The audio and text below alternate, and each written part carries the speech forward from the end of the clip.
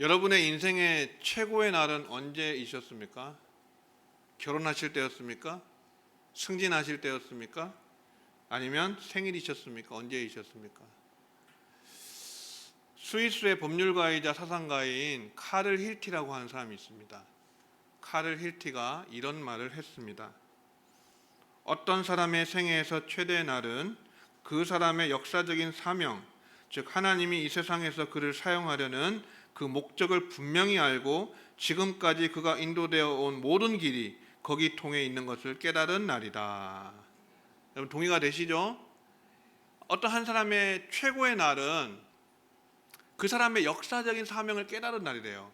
생일도 아니고요, 결혼한 날도 아니고, 집 산 날도 아니고, 승진한 날도 아니고, 그 사람이 자기가 이 땅에 왜 왔는가, 하나님이 고유한 사명을 주신 그 역사적인 사명을 깨달은 날이 인생의 최고의 날이래요. 예. 여러분에게 인생의 최고의 날은 이미 오셨습니까? 그러면? 아니면 아직 안 왔습니까? 예. 인생의 최고의 날은 누구에게나 아마 왔을 거예요. 여러분 이 자리에 있는 모든 분들에게 왜 하나님 나를 이곳에 보내셨느냐, 이 땅에, 대구 땅에, 수성구에 나를 왜 보내셨느냐, 그 이유가 있을 거 아닙니까? 목적이 있을 거 아닙니까? 여러분에게 고유한 사명이 있을 거 아닙니까? 그것을 깨달은 날이 내 인생의 최고의 날이다. 그게 카를티가 말했습니다. 요셉도 그렇게 고백했잖아요. 나를 이리로 보낸 분은 당신들이 아니요 하나님이십니다. 하나님이 나를 이곳 애굽에 보내셨습니다. 하나님이 많은 생명을 구원하게 하시려고, 5절에도 있고 7절에도 있는데 많은 생명을 구원하게 하시려고 나를 당신들보다 먼저 이곳에 보내셨습니다. 이렇게 고백하거든요. 요셉이 그것을 깨달은 거예요. 17세 어린 나이에 노예로 팔려가고 누명 쓰고 감옥에 갇히고 그랬지만 시간이 지나서 그가 아마 총리가 되었을 때 즈음에 깨달았겠죠. 왜? 아하 하면서 하나님 주신 꿈도 생각나면서 하나님이 나를 이곳에 보내셨구나. 많은 사람을 구원하게 하시려고. 그것을 깨닫고 고백을 했습니다. 그래서 우리는 하나님의 보내심을 받은 자로서 이 세상을 살아갈 때 우리의 삶을 가장 가치 있고 빛나고 아름답게 그렇게 살아낼 수가 있는 것입니다.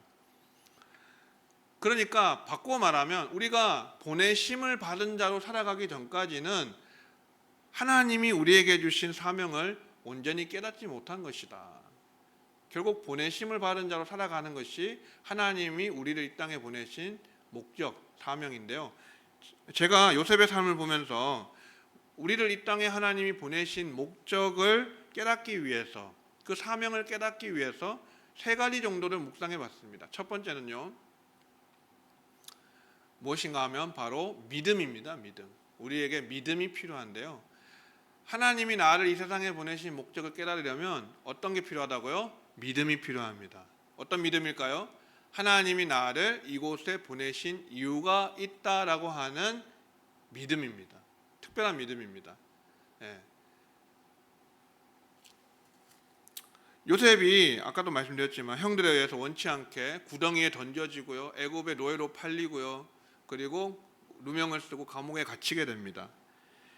그런데 요셉은 원망과 불평이 있었습니까? 물론 섭섭한 마음도 있고 또 형들에게 섭섭한 마음, 또 원통한 마음, 그런 마음이 왜 없었겠습니까? 아버지가 보고 싶고 그리운 마음, 눈물나게 그렇게 힘들었겠죠. 그런 게 있었겠지만 요셉은 이내 마음을 다잡고 그렇죠. 어디로 보냄을 받든지, 보디발의 집이든지 아니면 그곳이 감옥이든지 아니면 나라의 2인자의 자리인 총리의 자리이든지 어느 곳에 있든지 요셉은 최선을 다해서 보내심을 받은 자로서 살아가는 것입니다. 그 자리에서, 그 삶의 현장 속에서 하나님 날 이곳에 보내셨다. 왜 여기 날 보내셨을까? 이유가 있을 거야 라고 하는 믿음이 있었기 때문이에요. 요셉이 보디발의 집에서도 뭐가 되죠? 가정 총무가 되죠. 보디발이 모든 것을 다 요셉에게 위임을 했어요. 그만큼 요셉의 눈빛이 달랐고 일하는 태도가 달랐고 자세가 달랐다는 것을 말해주는 것입니다. 어디 왕의 친위대장의 노예가 요셉 하나뿐이겠습니까? 얼마나 많았겠어요. 그런데 그 중에서 선택을 받은 것은 반드시 분명히 요셉이 눈빛이 다르고 자세가 다르고 태도가 달랐다. 열심히 성실한 자세로 했다. 그것은 뭘 깨달았기 때문이에요? 사명, 하나님 나를 보내신 목적을 깨달았기 때문인 것이에요. 그렇게 요셉은 하나님이 나를 이곳에 보내신 이유가 있다는 믿음을 갖고 있었어요. 감옥에서도 마찬가지였죠. 감옥에서도 간수에 의해서 그 정치범들이 수용되는 감옥이었는데 거기에 뭐 경제나 정치나 또 사회 곳곳에 고위층 모든 죄수들이 죄수들을 가두는 곳이었잖아요. 근데 그곳에서도 요셉이 죄수들의 재반 사항을 관할하는 그러한 사람으로 쓰임을 받게 됩니다. 그것도 바로 많은 죄수들 중에 그 간수의 눈에 들었기 때문이에요. 그만큼 요셉은 어느 곳에 보냄을 받더라도 그곳에서 하나님의 보내신 이유가 있다는 믿음을 가졌어요. 아직까지는 그 큰 그림, 완성된 그림은 알 수는 없지만 뭔가 이유가 있다는 거죠. 이유가 있다. 다 이유가 있지. 그런 찬양 있잖아요. 다 이유가 있다. 날 이곳에 왜 보내셨을까 하는 하나님에 대한 믿음이 있었다는 것이 믿음이. 그게 요셉으로 하여금 불평 원망하지 않고 성실하게 진실하게 그렇게 최선을 다해서 살아갈 수 있는 살아내는 삶을 살 수 있도록 해준 그게 뭐라고요? 믿음이다. 어떤 믿음요? 나를 보내신 이유가 있다는 믿음. 사랑하는 성도 여러분, 요셉이 교만하거나 우쭐대지 않았어요. 총리가 된 이후에도요. 총리가 되게 하신 이유가 있을 거다. 그것도 생각했겠죠. 그래서 어떻게 보냄을 받은 자로서 살아야 될지를 고민하고 또 고민했던 요셉을 우리가 생각해보게 됩니다.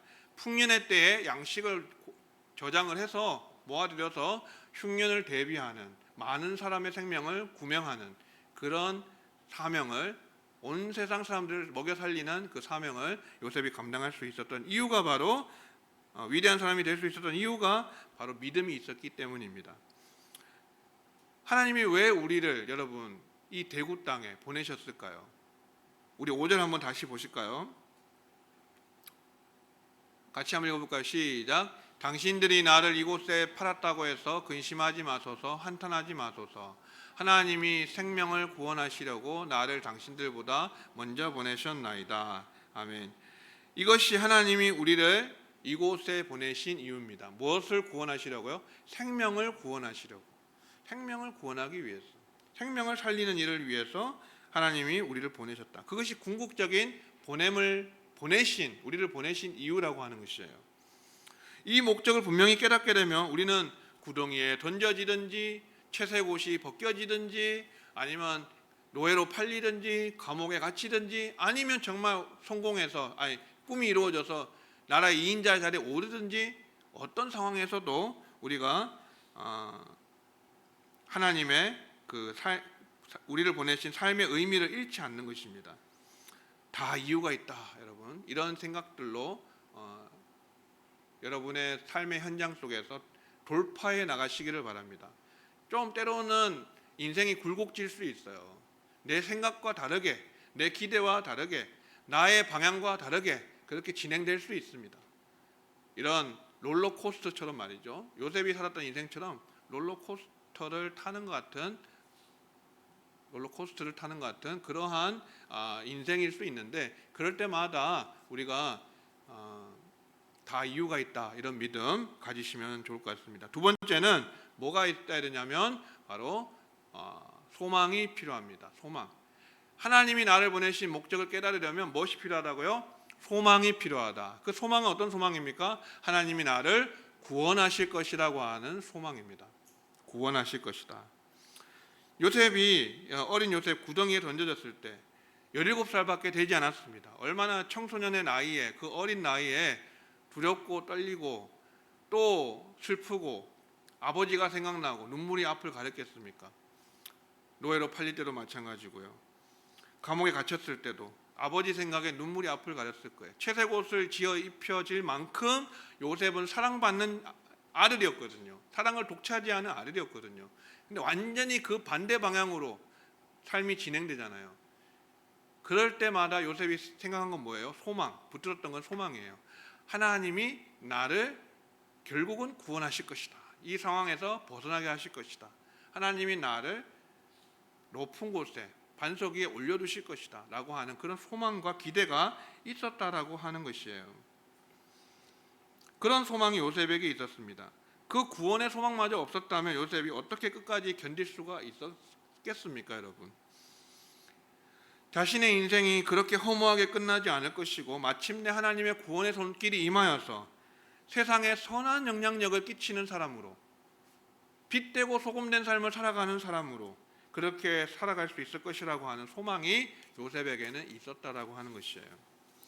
요셉이 고난 중에도 이런 소망을 품을 수 있었던 이유가 무엇일까요? 바로 하나님이 요셉에게 주신 꿈이 있었기 때문이에요. 꿈. 요셉의 별명이 뭐였습니까? 누가 오는도다? 꿈꾸는 자가 오는도다. 예. 그 원문에 보면 꿈꾸는 자가 꿈의 주인이란 뜻이에요. 꿈의 주인. 바알이란 단어를 써요. 바알. 예. 꿈의 주인. 꿈의 바알이다. 꿈꾸는 자가 오는도다. 그렇게 이제 형들이 요셉을 시기 질투하면서 비꼬면서 그렇게 미움을 가지고 부르거든요. 근데 요셉에게는 두 가지 꿈이 있었잖아요. 하늘의 해와 달과 11별이 자기에게 절하는 꿈과 형들의 곡식단이 자기의 곡식단에게 절하는 꿈을 꿨지 않습니까? 그 하나님이 주신 꿈을 생각하면서 이 요셉은 끝까지 절망하거나 낙심하지 않을 수 있었다는 것이에요. 사랑하는 성도 여러분, 하나님이 여러분에게 주신 꿈 있어요? 꿈 있습니까? 우리 여기 청소년들도 있는데 청소년들 꿈 있어요? 학생들 꿈 있습니까? 대학생도 있고요. 예. 우리 성도님들요, 꿈이 있으셔야 돼요. 하나님이 내게 주신 꿈, 어떤 상황 속에서도 굽히지 않을 수 있는, 포기하지 않을 수 있는, 그죠? 예. 그런 꿈이 내 가슴을 뛰게 하는 꿈이 있잖아요. 이 꿈만 생각하면 내 가슴이 뛴다, 내 심장이 멈추지 않는다. 그러한 꿈이 우리 청소년 때부터 또 우리 모든 성도님들에게 있어야 합니다. 예. 저 꿈 얘기 한번 할까요? 초등학교 5학년 때 꿈인데 우리 초등부 아이들은 다 아는데 얘기했거든요. 근데 여러분들에게는 아마 이 얘기 안 한 것 같은데 제가 초등학교 한 4, 5학년 때 꿈을 하나 꿨어요. 무슨 꿈이었냐면 우리 집에 포항 청하면 고현리에 있는 저희 옛날 그 사택 집, 아버지 목회할 때 그 집이 있거든요. 꿈에 집이 나타났는데 지붕 위에 불이 붙었어요. 활활 타더라고요. 막 집이 타들어가는데 제가 놀래가지고 불이야 불이야 난리법석을 떨치면서 그러면서 소방차가 왔어요. 그래서 소방차가 와가지고 막 물로 이렇게 진화를 하려고 하는데 진화가 안 된 거예요. 동네 사람들이 양동이를 다 하나씩 들고 와가지고 물을 담아가지고 퍼붓는데 안 꺼지는 거예요. 그래서 잠에서 깼거든요. 꿈에서 깼는데 꿈꾸고 나서 제가 너무 식은땀이 흐르고 놀래가지고 막 그러고 있으니까 엄마가 물어봐요. 너 무슨 일 있냐? 꿈 꿨는데 엄마 이런 일이 있었어 라고 하니까 어머니가 뭐라고 하셨을까요? 웃으면서, 빙그레 웃으면서 하시는 말씀이, 그거는 성령이 주신 꿈이야. 그 불은 집이 불타 없어진다는 그런 멸망한다는 꿈이 아니라 너에게 성령의 불이 붙어서 누구도 끄지 못할 것이라고 하는 꿈이야 라고 얘기하시더라고요. 할렐루야. 저에게 그런 꿈이 있었어요. 어릴 때부터. 그래서 그렇구나. 엄마가 이렇게 해석해 준 게 맞다면 앞으로 내가 이 성령의 불리의 사람이 되어서 많은 사람에게 선한 영향력 끼치고 은혜를 끼치고 말씀으로 영혼을 살리는 이런 하나님의 종이 될 수도 있겠다. 그런 꿈이 저 어릴 때부터 있었거든요. 그래서 항상 초등학생 때 진로 있잖아요. 그 장래희망 적는 난에 희망사항에 적는데 보면 두 가지를 적었었어요. 어떨 때는 목사라고 적기도 하고 어떨 때는 의사라고 적기도 했어요. 의사라고 적은 이유는 이제 그게 사람의 몸을 육체를 살리는 게 너무 멋있어 보였고 의료 선교를 하고 싶은 마음이 있었거든요. 근데 나중에 이제 목사가 되기로 결정하면서 어떤 마음이었냐면 그렇지, 의사는 몸을 살리고 육체를 살리는 사람이지만 목사는 영혼을 살리구나. 또 어떤 목사님은 영혼과 육체로 다 살게 하는 분도 있잖아요. 치유 사역 하시는 분도 있잖아요. 그런 걸 생각하면서 이 길로 가야 되겠다, 그런 결정을 하게 됐습니다. 여러분, 저에게도 이런 꿈이 있거든요. 가슴이 뛰는 꿈이에요. 생각만 해도 가슴이 뛰어요. 여러분에게 그런 꿈, 실제로 꿨던 꿈을 말하는 게 아니라요, 여러분이 가지고 있는 비전, 그 달려가고자 하는 목표점, 그것이 있냐는 거예요. 여기 성도님들 가운데 연로하시고 이제 다 은퇴하시고 노년의 삶을 사시는 성도님들도 많이 계시지만 여러분의 꿈을 아직도 가지셔야 될 때입니다. 예. 아직도 시간이 많이 남았잖아요. 하나님께 쓰임받을 시간이 많이 남았잖아요. 여러분 다시 한번 하나님 앞에서 주시는 꿈을 붙들고 비전을 붙들고 소망을 붙들고 하나님께서 나를 구원하시고 결국은 마침내는 나를 통해서 많은 사람을 구원하실 것이다. 나를 구원하실 것이고 나를 통해 많은 사람을 구원하실 것이다 라고 하는 그 소망, 기대, 그 비전과 꿈을 가지시고 모든 어려운 상황 속에서 돌파해 나가시는 성도님들 되시기를 주의 이름으로 축원합니다. 마지막 세 번째 뭘까요? 아시겠죠? 예, 사랑입니다. 사랑. 예, 사랑인데 설교를 이렇게 맞추기도 쉽지 않습니다, 여러분. 예, 본문에서 이렇게 딱 구색이 맞게 나오는 경우가 잘 없어요. 근데 보니까 그게 보이더라고요. 사랑이 보여요, 사랑. 요셉에게 무엇이 있었느냐? 사랑이 있었어요. 어떤 사랑이었을까요? 하나님이 나를 사랑하신, 나를 용서하신 그 사랑, 나를 용서하신 그 사랑과 또 내가 모든 사람을 용서하는 사랑이 있었어요. 이 두 가지거든요. 하나님이 먼저 나를 용서하셨다라는 그 사랑이 있었기 때문에, 깨달았기 때문에 요셉은 형들까지도 자신의 마음을 아프게 하고 상처를 주고 노예로 팔아버린 그 원수 같은 형님들도 용서할 수가 있었던 것입니다. 그러면 요셉 죄 지은 것도 없는데 보디발의 아내가 유혹을 해도 넘어가지 않고, 그죠? 그 하나님 앞에서 코람되어 삶을 지켰는데 요셉이 무슨 큰 죄를 지어서 하나님께 용서받을 게 있냐 이렇게 생각하실 수 있잖아요. 근데 생각해 보면요, 사람이 어려운 일을 당하면 철학적으로 생각하게 됩니다. 이 고난이 내게 왜 찾아왔을까? 이 어려움이 내게 왜 닥쳤을까? 철학적인 사유를 하기 시작하거든요. 요셉이 17세 나이에 구덩이에 던져졌잖아요. 잘못한 거 없어요. 꿈 얘기한 것밖에 없어요. 하나님 주신 꿈 꾸고 형들에게 말한 것밖에 없는데 그것이 형들의 미움을 사서 구덩이에 던져졌거든요. 채색옷이 벗겨졌거든요. 그리고 노예로 팔렸거든요. 은 20에. 요셉이 무슨 생각했을까요? 요셉이 비록 큰 범죄는 하지 않았습니다. 윤리적인 죄 짓지 않았습니다. 그 이외로 짓지 않았고 평생에 깨끗하게 그렇게 살았습니다. 하나님 앞에서 거룩하게 살았습니다. 하지만 우리 인간에게는 공통적으로 무슨 죄가 있습니까? 원죄가 있습니다. 원죄. 우리의 죄성이 있습니다. 죄성, sinful nature라고 하는 죄성이 있습니다. 우리가 짓는 죄는 그냥 sin, 영어로 sin이라고 하고 대문자 s로 해서 sin을 쓰면은 그거는 원죄를 가리키고요. 소문자 s를 써서 sins라고 하면 그거는 우리의 자범죄들을 가리킵니다. 그렇게 구분을 하거든요.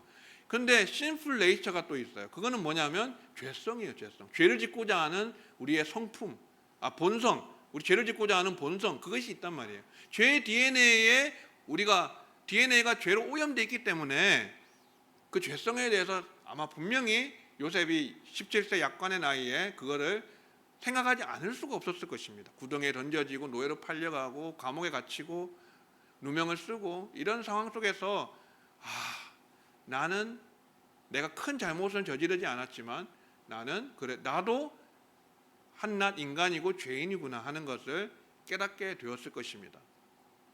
그러니까 하나님께서, 살아계신 하나님이, 아브라함의 하나님, 이삭의 하나님, 야곱의 하나님, 그 자기의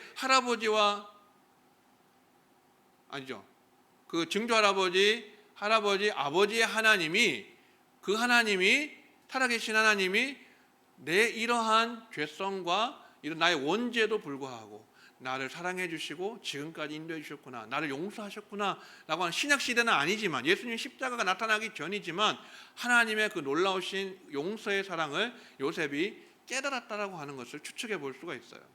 그거 없었으면 요셉이 어떻게 자기를 팔아넘긴 형들을 용서할 수 있었겠습니까? 용서받지 않은 자가 어떻게 용서할 수 있어요? 그거 불가능하거든요. 사랑받지 않은 자가 어떻게 사랑할 수 있어요? 불가능하거든요. 그러니까 용서와 사랑이 다 받아본 사람이 할 수 있듯이 요셉도 하나님의 그 사랑을, 용서하신 그 사랑을 먼저 깨달았기 때문에, 받았기 때문에, 누렸기 때문에 형들을 용서하는 삶을 그렇게 살아낼 수 있었던 거예요. 보내심 받은 자의 삶을 살아낼 수 있었던 거예요. 우리에게 해를 끼치고 잘못한 사람을, 상처 준 사람을 용서하는 것은 참 쉽지 않은 일입니다. 정말 쉽지 않은 일이에요. 대단히 어려운 일인데요. 하나님께서 나를 용서하신 그 사랑을 깨닫지 못하면 다른 사람을 용서하는 것은 거의 불가능에 가까운 일입니다. 그러나 어떨 때 가능할까요? 바로 내가 1만 달란트 탕감받은 죄인이라는 사실을 깨달을 때, 나에게 얼마를 빚진 사람? 100데나리온을 빚진 사람을 용서해 줄 수 있는 마음이, 푸근한 마음이 생기는 것입니다. 여러분, 1만 달란트는 얼마입니까? 몇 조거든요. 한 3조 정도 되는 금액이거든요. 평생을 갚아도 못 갚는 그 빚을 주인이, 하나님이 탕감해 줬다는 것을 깨닫고 그것을 감사하고 누리는 사람, 은혜를 누리는 사람이 100데나리온은 한 1년에 1년치 노동자의 싹시니까 300일의 노동자의 싹시니까 그래봤자 뭐 한 3천만 원 되겠죠. 그러니까 3조 원과 3천만 원 비교가 안 되잖아요. 엄청난 3조 원 정도 되는 그 빚을 탕감받은 사람은 다 마땅히 내게 한 3천만 원 빚져도 그것이 큰 금액이긴 하지만 오늘날에도 용서해 줄 수 있다는, 탕감해 줄 수 있다는 거예요. 내가 이만큼 무한대의 용서를 받은 사람이면 이만큼의 큰 용서도 해줄 수 있다라는 것이 예수님의 그 1만 달란트 탕감받은 그 종의 비유잖아요. 요셉이 그런 용서를 받은 사람입니다. 그래서 형들을 용서할 수가 있었어요. 형들이 내게 잘못한 것은 내가 충분히 용서해 줄 수 있는 거다. 뭘 생각하면요, 하나님이 내 죄와 죄성을 용서해 주신 그 사랑을, 은혜를 생각하면 내가 충분히 형들도 용서할 수 있구나 라는 것을 그런 사랑을 가지고 있었다는 것입니다. 사랑하는 성도 여러분, 우리에게도 이런 용서하는 사랑이 필요합니다. 나를 용서하신 하나님의 사랑으로 모든 사람을 용서하는 것 말입니다. 근데 이것이 결코 쉽지 않습니다. 그래서 누구의 도우심이 필요합니까? 성령의 도우심이 필요합니다. 성령님의 도우심이 그래서 필요해요. 사실 모든 설교의 결론적으로 성령님의 역사와 도우심이 들어갑니다. 신약시대는 결국은 우리의 모든 구원을 적용하고 이루고 성취하시게 하시는, 도와주시는 분이 누굽니까? 성령 하나님이시거든요. 그러니까 그분을 의지하는 것 외에는 다른 방도가 달리 없습니다. 여러분, 요한복음 20장에 보면 이런 말씀이 있죠. 우리 같이 한번 읽어봅시다. 순서대로 같이 한번 읽어봅시다. 시작. 아버지께서 나를 보내신 것 같이 나도 너희를 보내노라. 그 다음, 너희가 누구의 죄든지 사하면 사하여질 것이요 누구의 죄든지 그대로 두면 그대로 있으리라. 그 다음, 성령을 받으라. 아멘. 뭘 받으라?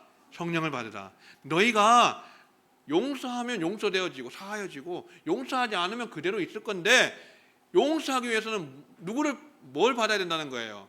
성령을 받아야 된다는 거예요. 성령을 후 하고 숨을 내쉬면서 성령 받으라고 예수님께서 그렇게 제자들에게 말씀하신 이유가, 보내심을 받은 자로서 삶의 현장 속에서 그렇게 용서하고 사랑하는 삶을 살기 위해서는 반드시 성령의 도우심을 받아야 되기 때문에 그렇게 성령을 받으라고 말씀하신 것입니다. 우리가 성령 충만하면 사랑의 열매를 맺을 수 있습니다. 용서의 열매를 맺을 수 있습니다. 적지만 또 부족하지만 하나씩 조금씩 더 키워가는, 용서의 열매를 더 키워가는 그런 우리의 성화의 과정들을 우리가 지나가게 되는 것입니다. 예전에도 제가 한번 말씀드린 적이 있는데, 박보영 목사님, 감리교회 유명한 아주 성자 같은 목사님 계십니다. 그 목사님이 이런 말씀하셨던 거 제가 말씀드린 적이 있는데 다시 한번 보세요. 사랑할 수 없는 것을 사랑하라. 용서할 수 없는 것을 용서하라. 사랑할 수 없는 것을 사랑하고 용서할 수 없는 것을 용서하라. 그 목사님이 그렇게 말씀하셨거든요. 근데 이 목사님은 정말 그런 삶을 사시면서 이런 말씀하시는 거예요. 마약에 중독된 청소년들, 청년들, 정말 세상에서는 낙인 찍힌 그런 폐인과 같은 그런 친구들을 데려다가 집에서 그렇게 키우고 고치고 살리고 훈련시켜서 주의 종으로 그렇게 신학교도 보내고 새 사람 만들어서 그런 사역을 하시거든요. 참 저에게 도전을 많이 주신 목사님이에요. 저도 전도사 때 그러한 일이 있었거든요. 자, 여러분, 용서할 수 없는 사람을 용서하고 사랑할 수 없는 사람을 사랑하는 것이 우리 주님의 길을 가는 성도의 바른 본분이라는 것입니다. 우리가 성령님의 도우심으로 사랑할 수 없는 것을 사랑하고 용서할 수 없는 것을 용서할 수 있는 모든 주의 백성들 되시기를 주님의 이름으로 축원합니다. 우리가 하나님의 목적을 깨닫기 위해서, 보내심을 받은 자로서 하나님이 보내신 목적을 깨닫기 위해서 무엇이 필요하다고요? 복습하면 믿음, 소망, 사랑이 필요한데 이 세 가지를 믹스하면 뭐가 될까요? 한 단어로 말하면 이 세 가지를 은혜라고 말할 수 있습니다. 은혜. 예, 이것도 이렇게 맞추기가 쉽지 않습니다. 예, 가만히 보세요. 믿음, 하나님이 다 보내신 이유가 있다는 것도 하나님의 은혜를 깨닫는 것이에요. 하나님의 구원에 대한 소망을 가지는 것도 하나님의 은혜를 받는 것이에요. 또 용서받는 것 자체가 하나님의 은혜잖아요. 이 은혜 안에, 하나님의 은혜 안에 모든 것이 다 녹아져 있습니다. 사실은. 그래서 우리가 이 하나님의 은혜 안에, 하나님의 은혜를 아는 사람이야말로 하나님의 목적을, 나를 보내신 하나님의 목적을 깨달은 사람이고, 그 사람이야말로 바로 사명을 감당할 수가 있는 것입니다. 어떤 사명이요? 보내심을 받은 자로서의 사명. 그것을 은혜 받은 자만, 은혜를 아는 자만 감당할 수가 있는 것입니다. 우리에게 생명 구원의 사명을 주셨는데, 사람을 살리는 사명을 주셨는데, 우리 그 5절 말씀, 7절 말씀 다시 한번 순서대로 보겠습니다. 5절과 7절 우리 같이 읽어볼까요? 시작. 당신들이 나를 이곳에 팔았다고 해서 근심하지 마소서, 한탄하지 마소서. 하나님이 생명을 구원하시려고 나를 당신들보다 먼저 보내셨나이다. 7절. 하나님이 큰 구원으로 당신들의 생명을 보존하고 당신들의 후손을 세상에 두시려고 나를 당신들보다 먼저 보내셨나니. 아멘. 여기 구원이라는 단어가 두 번 나오죠. 근데 이 구원이 히브리어가 달라요. 예. 그 구원이 보면 히브리어로 미흐야라는 단어가 나오고 그 다음에 플레타라고 하는 단어가 나옵니다. 이 미흐야와 플레타라고 하는 단어의 뜻은 바로 생명 보존, 구원, 피함, 면함, 탈출 이런 뜻을 갖고 있습니다. 탈출, 면함, 피함, 생명 보존.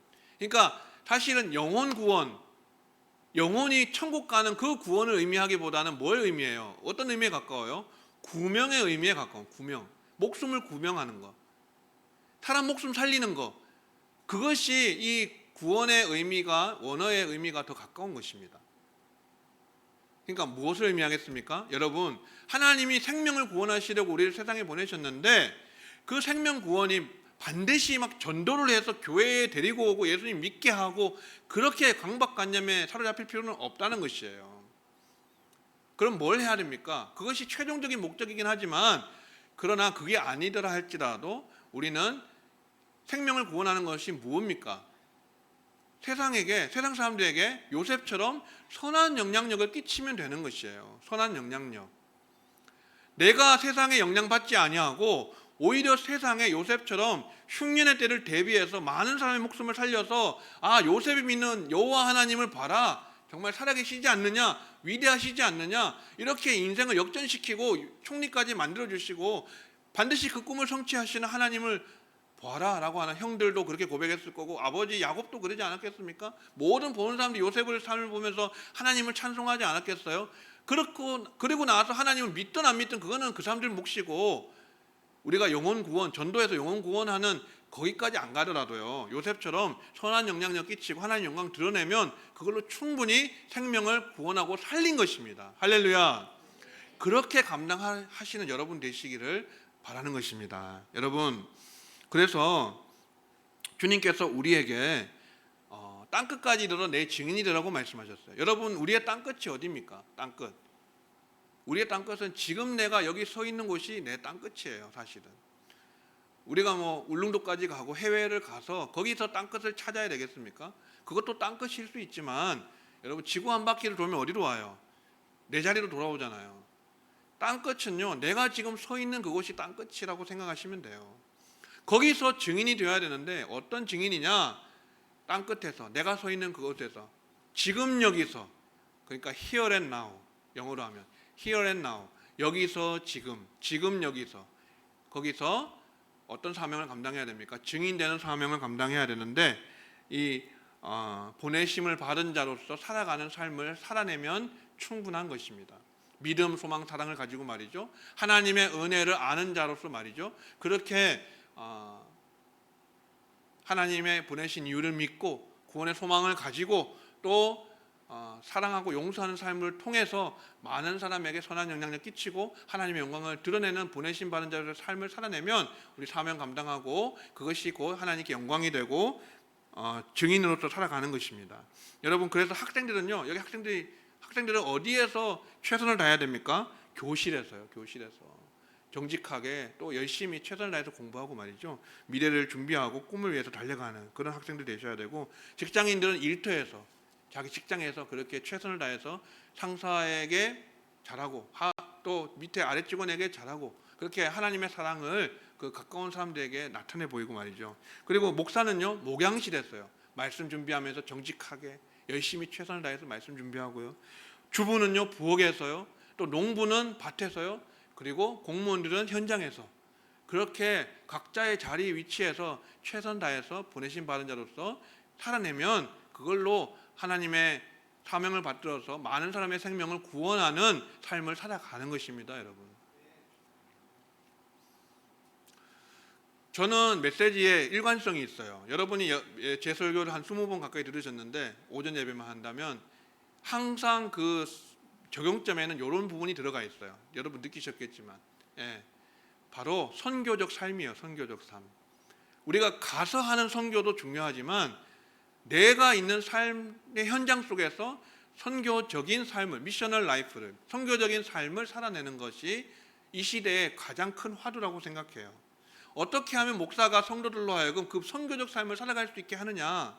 내가 저 땅끝까지 어디 외국에 나가서 전도하는 거 말고, 그거는 선교사님들 하고 계시잖아요. 나는 그렇게 못하지만 그러나 내가 보냄받은 그곳에, 내가 지금 여기서 직장에서, 목양실에서, 주방에서, 밭에서, 또 현장에서, 일터에서 그렇게 내가 위치한 그 자리에서, 삶의 자리에서 하나님의 영광을 위해서 살아간다면 우리는 하나님의 사명을, 생명구원의 사명을 감당하는 것입니다. 여러분, 말씀을 맺겠습니다. 요셉의 이 고백 속에서 우리는 요셉의 인생의 주어가 요셉이 아니라 하나님이시라는 사실을 알 수가 있습니다. 나를 보내신 이는 당신들이 아니라 누구라고 했습니까? 하나님이시라라고 말씀했습니다. 하나님이십니다. 나를 보내신 분은 당신들이 아니고 하나님이십니다. 하나님이 내 삶의 주어입니다라고 고백하는 거거든요.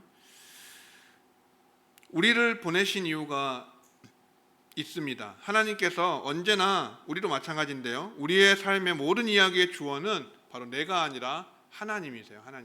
하나님이 모든 것을 계획하시고 섭리하시고 주관하시고 우리를 이곳에 보내시고 또 앞으로도 보내실 것입니다.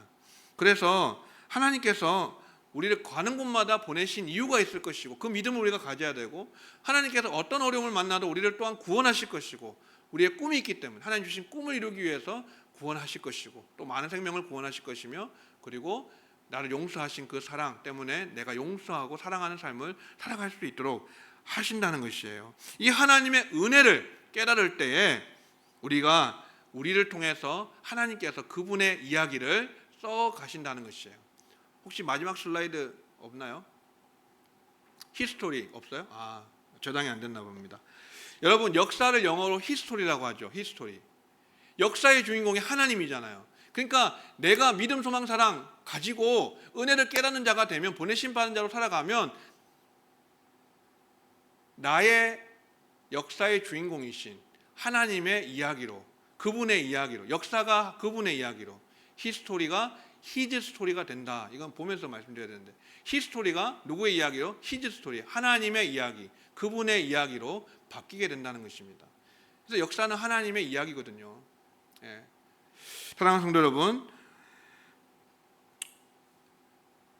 주연이 더 위대할까요? 무대 뒤에 있는 감독이 더 위대할까요? 감독이 더 위대하죠.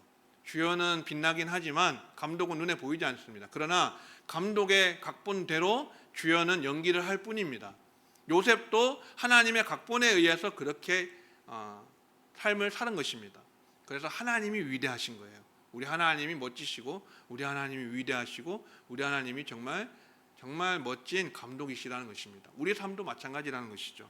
하나님께서만 그래서 홀로 영광을 받으셔야 합니다. 한 주간도 믿음, 소망, 사랑을 가지고 보내심을 받은 그곳에서 많은 생명을 구원하며 선한 영향력을 끼치는 사명 감당하여서 하나님께만 홀로 영광 돌려드릴 수 있는 복된 성도님들 되시기를 주의 이름으로 축원합니다.